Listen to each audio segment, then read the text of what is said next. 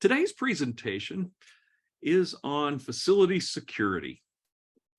And this is a subject that over the last few years, we've seen kind of a spike in crime. We've seen a spike in vandalism. Now, we've always had challenges with vandalism. Many of our members own really public areas, parks and fairgrounds and places like that where people can go and access a lot of the time. And so we're exposed to that, but we've seen a spike in property crime over the last few years. And we've also seen violent crime increasing as well. And so we wanted to do a session today on facility security. Now, this is a fairly basic thing, and we're going to eliminate cybersecurity because we've done some stuff on that. And we've got some more stuff coming up on that in the near future, where we're going to talk a little more detail on that. But we wanted to talk about the physical security of your facilities, the security of your people, the security of your property that you have. As I was preparing for this presentation, I did a little bit of looking at statistics. That's kind of the world that we're in, is statistics, and how to predict and prevent and use that to prevent the types of losses that we've seen. So I looked through statistics. Here's an interesting part of this. Violent crime, Utah, is far lower than the U.S. national average, in the neighborhood of almost half of what the national average is on violent crime. However, on property crime, we're actually significantly more than the national average. National average is about 19, and this is per 1,000 people, and in Utah it's 22.4. 78% of the crime that happens in Utah that law enforcement deals with is property crime. It's stealing things, it's damaging property, those types of things that we see. We see a significant amount of vandalism that happens as well, both in buildings as well as our open areas, parks and playgrounds and things like that. We recently had a playground burned in an arson event where somebody went out and torched a playground and burned it to the ground. I look through cases and I look through, unfortunately, hundreds of different issues where we had crime, theft. We also had things like damage to our property through vandalism, or from one thing to another. We had vehicles stolen, we had backhoes stolen, we had restrooms vandalized, we had property left in cars out in the open that was stolen. Even things like weapons were stolen out of a police vehicle. And so these are things of concern. I threw a few of these on the slide. Cemetery shed was broken into, and they stole some tools out of there. Exteriors broken by a BB gun, as people out shooting and damaging things. Padlock or chain was cut to the public works yard. Someone used a bolt cutter to break a door and stole a truck, tires, and equipment.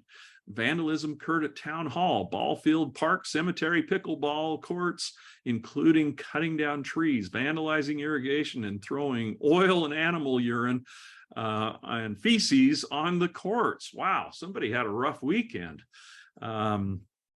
Broke into a building, damaged doors and doorknobs, rocks thrown through windows, sprayed fire extinguishers throughout the building, and building fire, arson. Someone poured an accelerant down the middle of a hall and down the stairs, then lit it on fire. And multiple headstones were removed and broken due to an individual attempting to resurrect the dead. I thought that was an interesting description to put in there. Well, bad things happen even in the state of Utah, where we have relatively low crime rates when it comes to violent crime. But what we've seen is property crime happens here.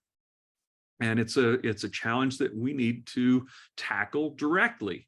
vandalism happens here, and we need to tackle that directly. And so hopefully in this presentation, we give you some good ideas on some controls that you can put into place to deal with these types of security issues that we see. So how do we respond? Well, I came up with a list of things on facility security response. Number one, and Mike said this morning about distractions. Admit that we have a problem.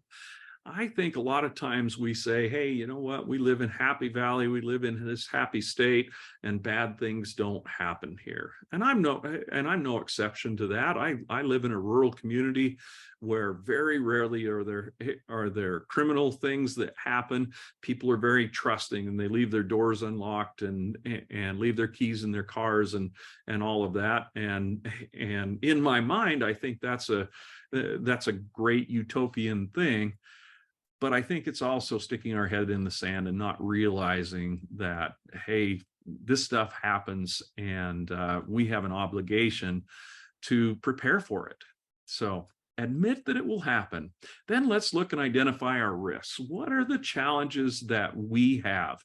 Realizing that your risks are going to vary greatly from some other organization. You might both be cities or districts in the state of Utah. But if you're in an urban setting, your risks are going to be very different than those from a rural setting. And I get that. Some places I go to in your facilities have bulletproof glass and a really significant security system to get in and out of your facilities. And other places I go, not so much. The back door is open on the building, and you know, if nobody answers the front door, you can go to the back door and walk right in. And so there's a different perception based on where you live and the types of things that happen where you are. So once we've identified our risks, we need to look at our vulnerabilities. Risk can be there, but are we vulnerable for some reason? Well, if we leave that back door open on our building, well, that's a vulnerability. And that's something that if it is capitalized on by a bad actor, we could have a problem, both from the area of theft, but also the physical security of our people. They could be injured, they could be robbed, any one of a number of things. So let's look at what those things are. Let's build a plan and then implement controls, and then do it all over again. Just keep doing that so we stay on top of things. Many times we're just not paying attention, or we get lax in what we're doing, and something happens again. I think back to years ago, we had one of our members of the trust had it was basically a shop where they had equipment, parts and tools and things like that, and they had some big electrical motors and some copper wire in there. Now, that's pretty valuable, and it's something that's pretty easy for bad guys to sell as scrap and get some money. And they had a break into this shop. Didn't look like much of a building, just a small building. Well, they broke in and they stole some stuff, and it was a fairly significant amount of money that was lost. And the bad guys probably got very little money out of it as scrap, but as a part, it was worth quite a bit of money. Well, this organization went in and they fixed the door that had been damaged, that they knocked the door down or pried it open. They made it more secure. They put a security system on the door to make sure that they knew if somebody broke in again. Well, guess what happened? The crooks came back a couple weeks later after they'd done all of this stuff. And they went on the side of the building where nobody could see, and they went out there with a drill or an impact driver, and they took one of the metal sheets off the side of the building. So they totally bypassed the alarm system, went in and stole similar stuff a second time. Well, we can't let down on our laurels. We can't wait around for somebody else to do it. We've got to handle these things ourselves and be prepared for them. All right. Just remember that as we identify our risks, some areas are safer than others. Some areas have more risk than others, but it may surprise you. I was looking at some statistics of crime rates in cities around the state, and a few kind of popped out at me. Now, I'm not going to call them out, but there were some that I was like, yeah, well, if I look at a top 5, I expect Salt Lake City and maybe a few areas right around there to be high, and they were there. But there were a few that popped up that made me say, wow, I would not have suspected this rural area as being that high in crime. All right. Just because your area is safe, that doesn't make you immune to problems with crime, with vandalism and all of those things. It just changes the probability of when it's going to happen. Let's be honest about our area.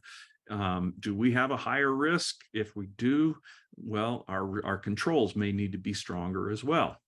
Talk to your local law enforcement. Ask them what the problems are. A lot of times they're part of our organization, or we at least have close ties with them.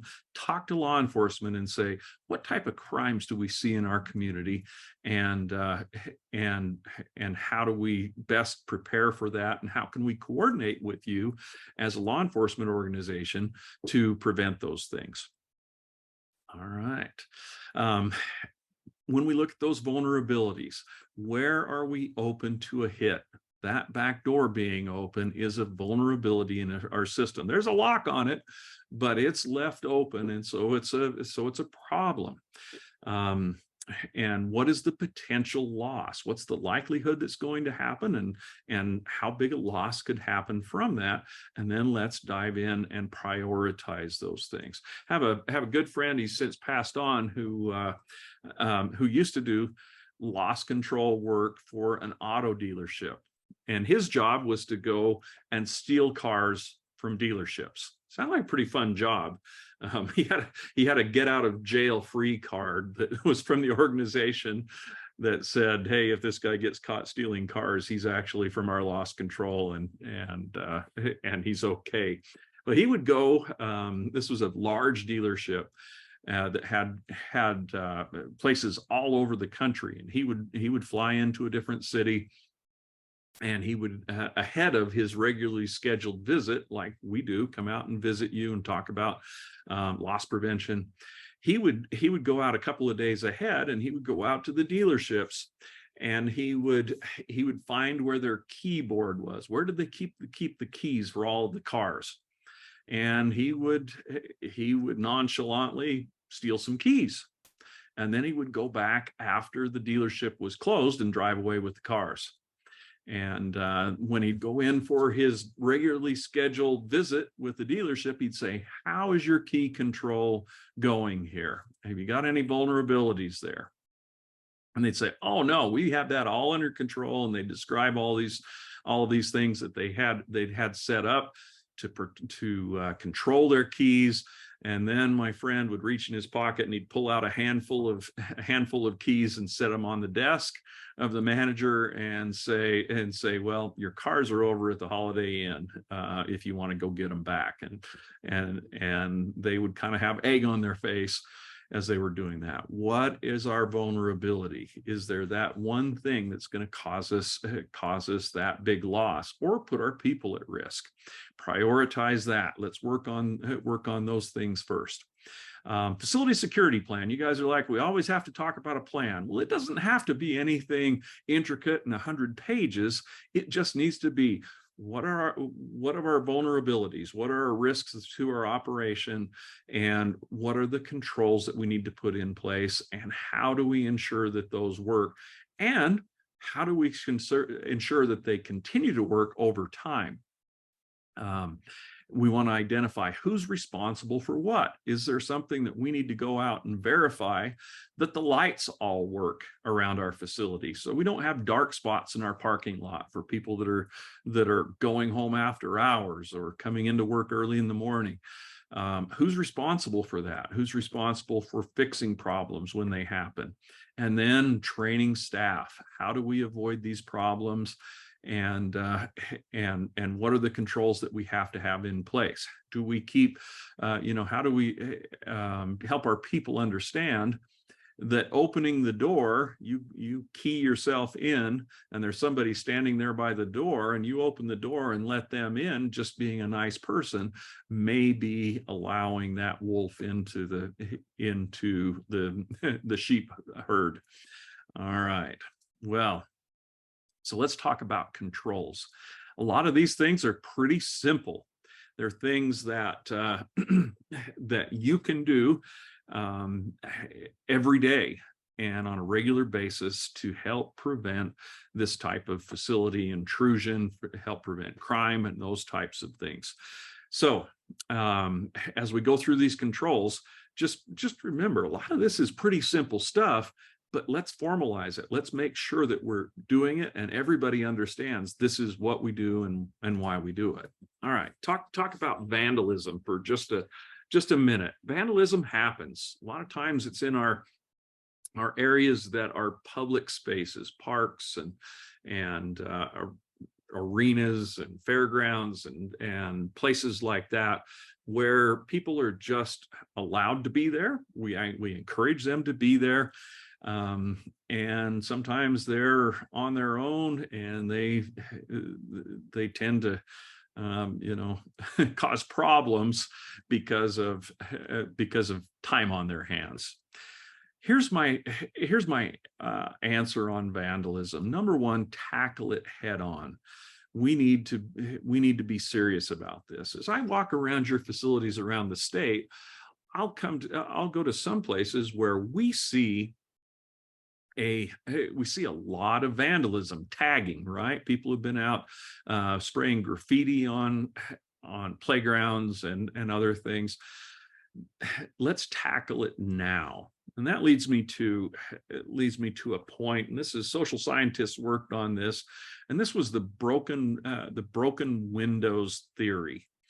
And it basically says that signs of crime or antisocial behavior are going to encourage other people to do it. If you break one window in a building and you don't fix it, chances are the rest of the windows in that building will be damaged in short order. The scientists that worked on this, they took a car out and abandoned a car on the side of a road, and the car was in good condition.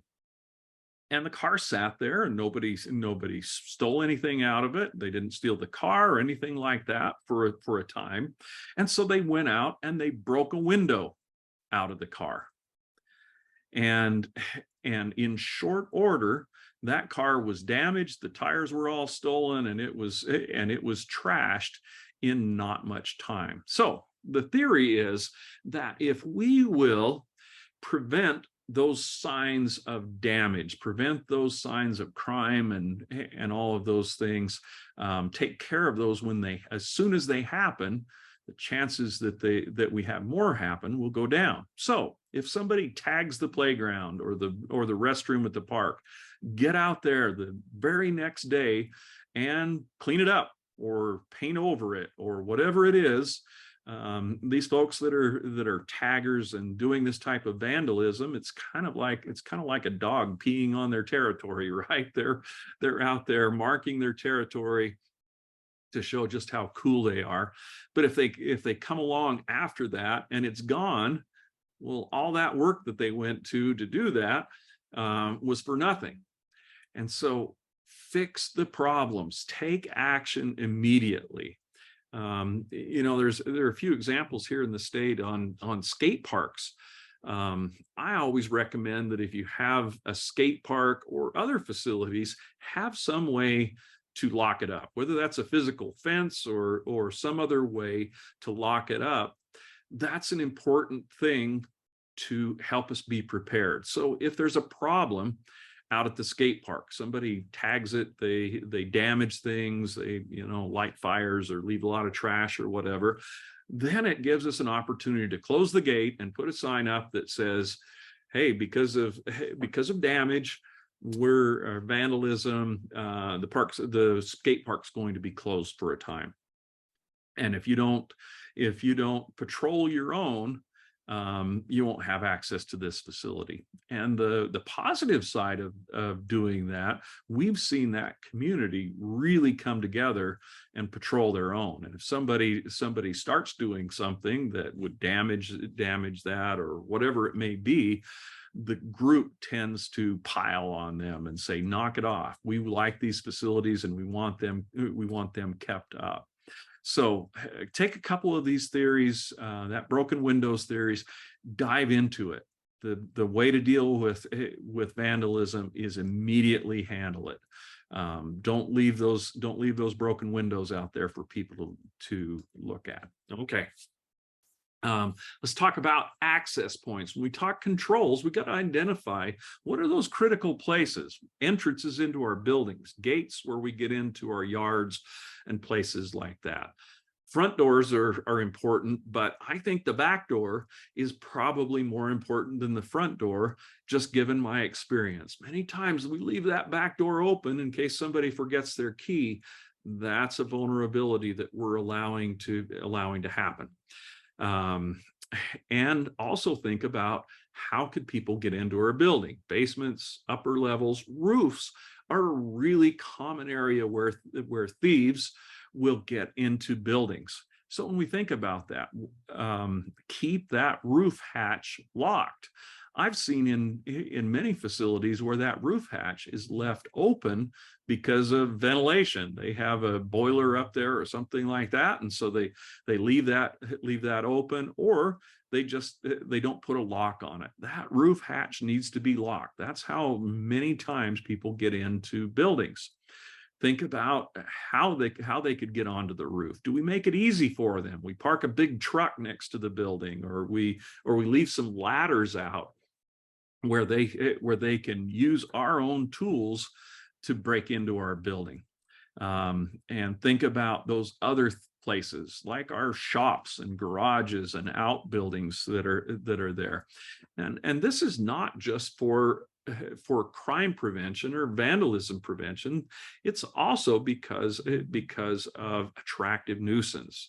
We've had situations where children in a neighborhood were able to get into a public works yard because the gate was left open on a weekend, and they got in and played with equipment and access places they shouldn't have been. Fortunately, we didn't hurt kids, but we definitely could have had we not or had situations been just a little bit different there. So draw a line, physical barriers.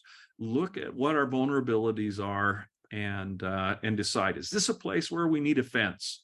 And like I say, take everything into consideration. We may not need to fence this because of theft, but we do need to fence this area because kids could get into something that could cause them to be injured. Okay. All right. Indoor barriers. This is something that varies widely around the state of Utah. As we go in and visit your facilities, like I said, some will have bulletproof glass and you have to be buzzed in to get into the building. Others, I can walk in and there isn't even a swinging door, and I can walk back to people's offices and I can wander around in the building unless somebody says, hey, you can't be here. So think about those areas. Think about designating those. We talk about First Amendment auditors. When people come in and they start filming around our areas, we encourage you to designate what are your public areas, what are your private areas, and secure those private areas, right, where employees only can access or authorized people can access there. Let's lock those up. Let's sign those areas. Let people know where they should and shouldn't be. Am I telling you that you need to put bulletproof glass in your facility? No, it goes back to that question. What is our risk? and what is the probability that something like that is going to happen. In many areas, and or in some areas, it's definitely something we want to have is some bulletproof glass, or a way that people physically can't get there, because we've had issues there. So think about those things. Think about our doors and where those are, how they're secured, what type of construction they are. Simple things, the little things, dumpsters away from the building. Why do I want my dumpster away from the building? Well, you've heard of the dumpster fire. Well, what happens if the dumpster is next to your building? That fire could move towards your building. Same thing goes with piles of pallets. Don't put things that are combustible by your buildings. We can put those stacks of pallets out in an area that if somebody throws a match in them, it's okay. They'll burn up, but it's not going to do damage to important things or hurt people. The other thing is that dumpster might be a way for people to access the roof. They can climb up on it and get into the building. Secure your ladders. Other things of value, don't put them out in the open where people can visibly see those.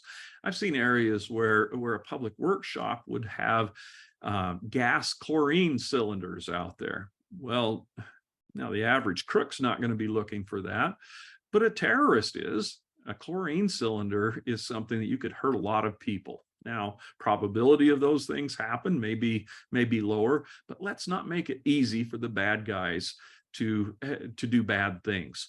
Put that stuff where it's not visible. Keep your valuables where people won't go, ooh, here's an opportunity for me to make a buck or get something that I want. Keep your vehicles away from the building. Similar things, if they catch on fire. As we start if we build a new building, or we're looking at our facilities and saying, how do we prevent crime here? Well, keep your walkways unobstructed with landscaping, or keep it so people can see, and also so our cameras can see if we have those things. All right, gotta keep going. Other little things, lock your breaker panels. I have gone out to parks where breaker panels have been open, and somebody, kids, I don't know who, has got in there and damaged those, and so there's an open access to direct power, and all that kid's got to do is stick their finger into that opening, and we've got an electrocuted kid. So those panels should be kept locked if they're not in a secured area. Put a peephole on your exterior doors. If I'm leaving for the night and I've got the cash deposit that I'm going to take to the bank, well, either have a window or a peephole so I can see if there's somebody waiting outside of the door for me as I leave for the day. Some areas may require metal detectors. So I have a secure area. We have a court. We might have metal detectors. Make sure they work. And then also, along with those peepholes, opening and closing procedures. How do I do that? Somebody comes to work early in the morning to open up, or they're the last one to leave at night and it's dark. What are our procedures to ensure their safety, to ensure that people don't hide themselves inside of the building, or sneak inside of the building, or jump our people when they're going out? So what procedure is going to help them be safe? The other things, visitors to our facilities can be a problem. And so whatever our organization size is, we should have a register or a log for who those visitors are. So they check in through a front office or a main location, and they sign, I'm here, this is who I'm meeting, and this is the purpose. And so we notify the appropriate person. If I have visitors coming, and that means Jason from the trust coming in to do a risk assessment or whatever it may be, they should be escorted. If OSHA shows up, they should be escorted through your facility. Now that's for my safety and OSHA's safety and visitor safety, but it's also to protect your facility and your people as well. Have a policy that says who can show up and when they can show up. What about former employees? Somebody was terminated from our company, or they were mad and they quit. Can they just show up and talk to the staff there and go back into those controlled areas? What's our policy and how do we control those areas so we keep everybody safe? All right, one of the easiest controls, and I've talked about this before, is just to lock our facilities up, and that includes vehicles. Ask you a question and answer this honestly in your mind. If I were to go to your facility and walk out in the lot where you keep all of your vehicles, do you think I could find the keys in any one of those vehicles and just drive off? And I know that's a hard question, and that's something that I've seen way too many times, where it's just pretty easy to jump into a vehicle and drive away. How do we control those keys? Look at physical facilities. How do we keep our gates closed? Put chains on those things. Doors and windows. Do I have locks on the windows? What kind of condition are our doors in? If I just have a standard wood frame around that door, it's a lot easier to break that door down than it is if I've got a metal frame. Or the other part of that is, what type of hardware do I have on there? If I put long enough screws into that strike plate on the door to ensure that it can't just be jimmied with a crowbar, they've got to work pretty hard to be able to break that open. Once again, back to roof hatches and those things. Vehicles. What do I do with keys? That's an important consideration, is having a key control area, a place where I can lock those keys up so they don't walk away and so the vehicles don't go away. Let me go back to that. Just what about open areas? Think about those parks and playgrounds and what we do to keep people where they're supposed to be. Is there a way that we can control access? Think of your parks, and I'm jumping ahead to another slide, but what about our parks? Well, is there a way that we can just set limits on that? And when it's dark, you can't be in the park. The park is closed during dark hours. That's a pretty simple way to keep people out of the area. And what do I do when we find people where they're not supposed to be? My recommendation is always call the cops. And I know that's kind of a killjoy thing. Kids are out playing in the park and you're going to call the cops on them. Why do I recommend that? Well, because there's a record, and it also makes an impression when law enforcement shows up. Oh, wow, these guys are serious about it. If we're out in the park after dark messing around, the cops are going to come. So let's go to another city where they don't pay quite as much attention there. All right, let's see. Next one, access controls.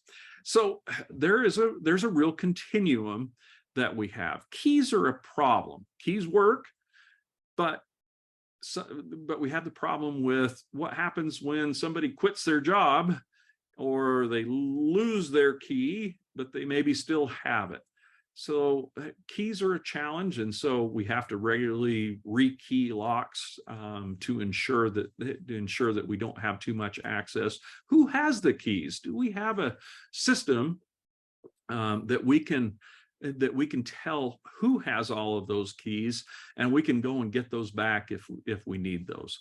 Now, beyond that, there are electronic means that we can use. There are fobs or other ways that we can use cards to scan in, smart cards, various things like that. And those can be really simple to just have a key fob that will buzz you into the building. Others you have to swipe in. Some may require a single factor or multi-factor authentication to prove you are who you are. Now, most of us probably aren't going to be doing that, but let's think about what makes most sense for us. I like the idea of an electronic system, because what it does is it allows us to turn off cards, turn off fobs that are not being used. Or if that employee quits in a huff and they're gone and they still have their key fob, we can go ahead and turn it off. Now, one thing on I think the next slide we're going to talk about is, I have that person that quits the job or they're terminated, collect that key and make it so they're not going to get their last check until they turn that in. We need to have that back before we finalize all of those things. Change locks regularly and make sure that they're adequate for the type of security that we're dealing with. Okay. Let's see. I think we talked about all of that stuff, jumped ahead just a little bit. Lighting is a key part of facility security, making sure that we have perimeter lighting that will shine in the parking lots and around our buildings, and any access points into the building. So it needs to be adequate. What does that mean? Well, it basically means that people are able to go to and leave the building with adequate lighting for them to be able to safely walk and also see if there's a problem there. Think about your landscaping. I don't want to have bushes that would allow a bad guy to hide. Allow them to be in a place where they can go undetected. Think about your lighting. Do I have backup lighting, emergency lighting? Now, a lot of this stuff crosses over with fire code as well, where we have to provide emergency lighting in the event that the power goes out. So audits are important on this. We are starting to work our way towards winter again, and the days are getting shorter. So the time to do that audit is coming up shortly, where we can have our facility staff go out and look at all of those lights, ensure that they're working, and bulbs are not out. I've seen some where they've had an issue with a timer on that, and it flipped AM PM, and so the lights were on during the day and off at night. Think about those photo cells and things that we have to keep those lights working. Alarm systems, are they important? I think today's alarm systems are pretty darn cheap compared to what we've seen in the past. They work off of the internet, and so you don't have to go in and wire these systems into your buildings. You still can use those systems, but a lot of these are pretty cheap controls. Are they the do-all, end-all? No, they're just a part of our overall system. But as we put in an alarm system, we have to think about, are we going to have an alarm company monitor it? That's where our costs go up, is if the alarm company is going to monitor it. Who's going to get the call if the alarm goes off in the middle of the night? If we determine that, hey, we're going to monitor ourselves and have our public works folks deal with that, what's the procedure? What's the protocol on those things, and when do we call out law enforcement? Along with that, we talk about cameras. And Jeff, sorry, I saw your question there, and I knew it was coming. So we're going to talk about cameras. Cameras are relatively cheap now, and they're relatively easy to put up. Most of these are IP type cameras now, where I don't even have to have a wire going to it. It can connect to Wi-Fi. So if I have Wi-Fi or internet in that area, I can have these cameras working. The quality is significantly better. The expensive part of dealing with cameras is the memory. If I'm taking good high quality video, it's going to cost a lot of memory, and that costs a lot of money. And it's also going to make me make decisions about how long are we keeping this footage that's out there. And just a couple of thoughts on this. The quality of the camera is really important. You know, we have some of our members who have cameras on their vehicles, and they increase the resolution, the quality of the cameras on their vehicles, and really the frame rate, how many pictures or how many individual pictures per second or per minute that is reading. And what it did was it allowed them to show in accidents that happen, it was the other guy's fault. And we have a clear enough video to do that. Well, same thing goes for our facilities. If I'm putting a camera up there, let's make sure it's good enough that we could actually identify somebody. Let's make sure that we can be able to use what we get out of it. A few years ago, we had a situation at a playground where a child was injured, and they made a claim against the city and said, this is what happened. Well, the tale of the video told the truth, and what really happened was very different than what this family had reported had happened to this child, and to the point where it was not anywhere near the city's fault or their liability on there, and we were able to prove it by cameras. So I like cameras for that purpose. Those public areas, we should definitely consider that. And in most places, I think those cameras should be a requirement for those public areas. That just helps keep people honest. If they know, hey, I'm in a public area and there's a camera there, I'm probably not going to do some of that dumb stuff. All right. Signage. Let's make sure we're very clear with people about where they can and can't go. Let's be clear about when the park is open. Let's be clear about this is not an area you can go. So we put up no trespassing signs. We let them know that they're under video surveillance. Let's be really open with what our rules and policies are on all of those things.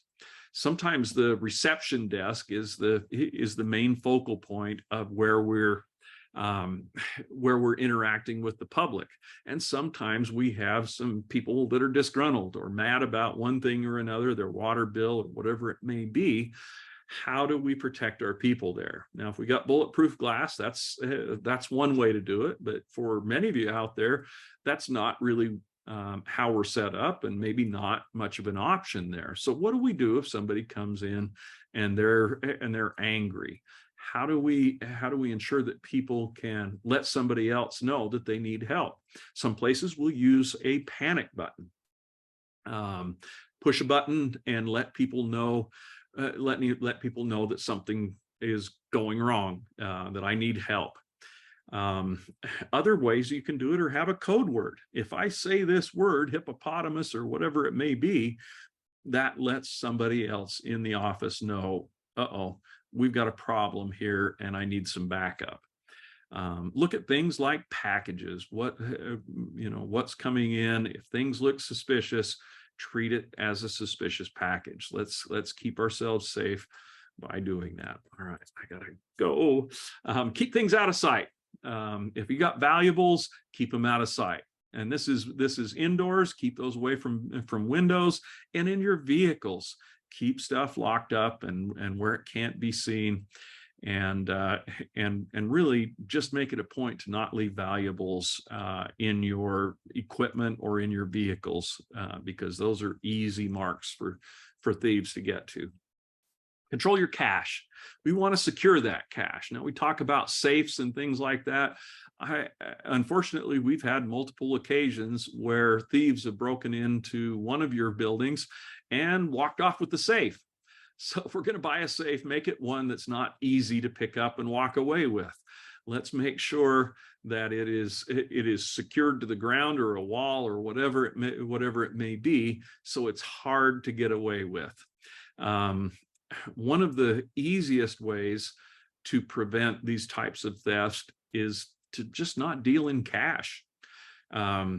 If we make a point, hey, we only do electronic payments, and I know many of you switched to that during COVID because we're not having people in our buildings, that's a really easy way to not have the problem of having cash on hand. But if you do, make it a policy that we have daily deposits, that we're going to limit the amount of cash that is on hand, and we're going to take it to the bank and make a daily deposit on that if we're in the world where we're taking that cash in. Don't sit on a bunch of cash, because thieves pay attention to that and they're going to focus on you. Okay.